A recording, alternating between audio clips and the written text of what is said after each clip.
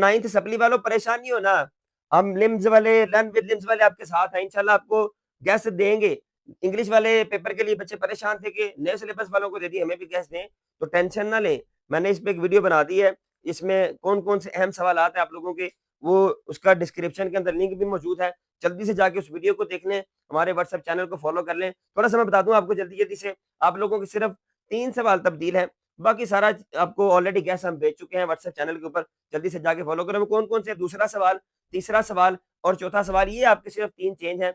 बाकी सारे के सारा सिलेबस, बाकी सारी की सारी चीज़ें जिस तरह सेंड की थी आपको कि पहला जो ऑब्जेक्टिव है वो कहाँ से आएगा, बी पार्ट कहाँ से आएगा, सी, डी, वो सारा आपको ऑलरेडी बता चुके हैं हम लोग। दूसरा सवाल आपका तब्दील है क्वेश्चन एंड आंसर्स वाला, उसमें यूनिट्स आपको मैं जल्दी-जल्दी नोट डाउन कर लें अगर वहाँ पे नहीं किए अभी तक।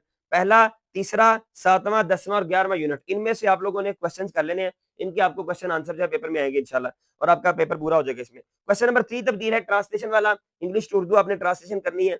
इसमें यूनिट्स नोट डाउन कर लें, 1, 2, 4, 6 और 9, ये यूनिट्स करें, आपका इंग्लिश टू उर्दू ट्रांसलेशन हो जाएगी। चौथा सवाल आधा उतना ही है, आधा तब्दील है। डैफोडिल से जो है पॉइंट मौजूद है ऑलरेडी, बाकी इफ की जगह पे पुराने सिलेबस में स्टॉपिंग बाय वुड्स है, वो आपने समरी जो है उसकी भी दोनों की ये कर लेनी है। तो ये जल्दी से तब्दीलियां जो है नोट डाउन कर लें और वीडियो जल्दी जाके देख लें, आपको इंशाल्लाह इसका फायदा होगा। व्हाट्सएप चैनल को फॉलो कर लें। Wish you best of luck. अल्लाह हाफिज़। और ये हमें बता दीजिएगा कि आपकी तैयारी कितनी हो चुकी है।